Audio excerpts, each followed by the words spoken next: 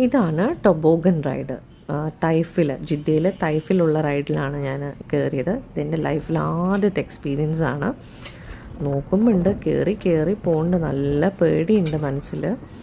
അതേ താഴേക്ക് വീടൊന്നുമില്ല, അവിടെ ആളുണ്ട്. അപ്പോഴാണ് മല്ലയ്യ പെട്ടു. അയാൾ പറഞ്ഞത് പകുതി ഓട്ടോമേറ്റഡ് ആണ്, ഇടയ്ക്ക് വെച്ചിട്ട് നമ്മൾ ഹാൻഡിൽ ചെയ്യണം. 2 ലിവറുണ്ട്. എൻ്റെ കൂറക്കാല് കാണുന്നുണ്ട്. ഞാനാണെങ്കിൽ അങ്ങനെ കവേർഡായിട്ടുള്ള ഷൂസൊന്നും ഇടാൻ പ്രിഫർ ചെയ്യാത്ത ഒരാളാണ്. എനിക്ക് നല്ല കാറ്റോട്ടമൊക്കെ ഉള്ള സാധാരണ ചെരുപ്പാണ്, സോളൊക്കെ സോഫ്റ്റ് ആയതാണ്. പക്ഷേ വീഡിയോ എടുക്കുമ്പോൾ അതാ കാണുന്നത്. എന്താ ചെയ്യുക? എന്തായാലും ഒരു കയ്യിൽ ഫോണുണ്ട്, മറ്റേ കയ്യിലുണ്ട്. ഒരു കൈ കൊണ്ടാണ് ലിവർ അഡ്ജസ്റ്റ് ചെയ്യുന്നത്, 2 കൈ കൊണ്ടും അഡ്ജസ്റ്റ് ചെയ്യേണ്ടത്. അയാൾ സ്പീഡിൽ പോകാൻ പറഞ്ഞു, ഞാൻ സ്പീഡിൽ പോകുന്നുണ്ട്.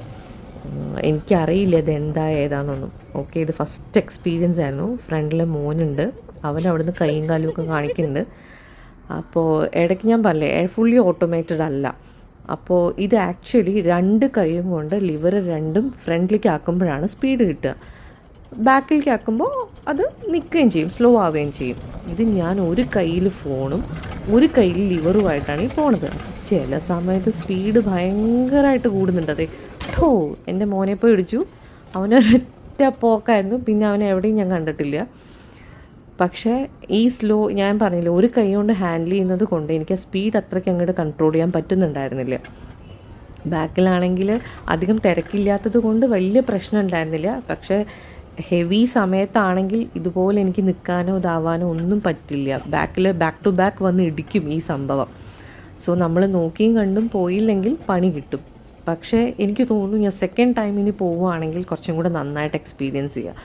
ഇതിപ്പോൾ എന്താ അറിയോ, എൻ്റെ ഫോക്കസ് മുഴുവൻ ഫോണിലാണ്. കാരണം എൻ്റെ ഫോണ് കയ്യിൽ നിന്ന് പോയി കഴിഞ്ഞാൽ തീർന്നു, എൻ്റെ ഹസ്ബൻഡ് എന്നെ കൊല്ലും. അത് കയറിയ സമയത്ത് തന്നെ എൻ്റെ കയ്യിൽ നിന്നൊന്ന് വീണിരുന്നു ഫോണ്. അപ്പോൾ അതിങ്ങനെ ആ ടെൻഷനുണ്ട്. പിന്നെ എനിക്കാണെങ്കിൽ ഈ റൈഡൊക്കെ സ്പീഡുള്ളത് ഭയങ്കര പേടിയാണ്. പിന്നെ വീഡിയോ എടുക്കണം എന്നുള്ള ഒരൊറ്റ ഉദ്ദേശം കൊണ്ട് ഞാൻ ഇങ്ങനെ പിടിച്ചിരിക്കുന്നതാണ് കേട്ടോ. പക്ഷെ പറയാലോ, അടിപൊളി എക്സ്പീരിയൻസ് ആണ്. ഇത് അത്യാവശ്യം തണുപ്പ് സമയത്ത് പോകണം, ചൂട് സമയത്ത് പോയാൽ നല്ല ബുദ്ധിമുട്ടായിരിക്കും. പിന്നെ അതറിയാമല്ലോ, ഗൾഫ് കൺട്രീസിലുള്ള ചൂടൊക്കെ ഏകദേശം നമ്മുടെ നാട്ടിലും അങ്ങനെയൊക്കെയാണ്. ഇടയ്ക്കിടയ്ക്ക് എൻ്റെ കാല് കാണുന്നുണ്ട്, ദയവ് ചെയ്ത് എക്സ്ക്യൂസ് ചെയ്യുക. ഓക്കെ, അപ്പോൾ അങ്ങനെയാണ് ഇത് പോയിക്കൊണ്ടിരിക്കുന്നത്. അപ്പോൾ അത്യാവശ്യം തണുപ്പാണെങ്കിൽ നമുക്ക് നല്ല രസമായിരിക്കും. പിന്നെ തണുപ്പുള്ള രാജ്യങ്ങളിൽ എനിക്ക് തോന്നുന്നു ജോർജിയയിലൊക്കെ ഒരു 80-90 കിലോമീറ്റർ തന്നെ ഉണ്ട് ഈ ടൊബോഗൻ റൈഡ്. അത് വന്നിട്ട് ഐസിൻ്റെ ഇടയിൽ കൂടിയിട്ടൊക്കെയാണ് പോണത്. സോ ആ സമയത്തൊക്കെ നിങ്ങൾ എവിടേക്കെങ്കിലും പോകുന്നുണ്ടെങ്കിൽ ഇതുണ്ടെങ്കിൽ ഡെഫിനറ്റ്ലി എക്സ്പീരിയൻസ് ചെയ്യണം. നല്ലൊരു അനുഭവമാണ്. ചുറ്റും നല്ല വ്യൂ ആണ്, പക്ഷെ അത് എത്രത്തോളം ഇതിൽ കവർ ചെയ്യാൻ പറ്റും എന്ന് എനിക്കറിയില്ല. സോ ലെഫ്റ്റ് സൈഡിൽ നിങ്ങൾക്ക് കാണാം കുറേ എന്താ പറയുക കോട്ടേജസ് ഒക്കെ ഉണ്ട്. അതൊക്കെ ടൂറിസ്റ്റുകൾക്ക് ഇങ്ങനെ വന്ന് താമസിക്കാനൊക്കെ പറ്റും.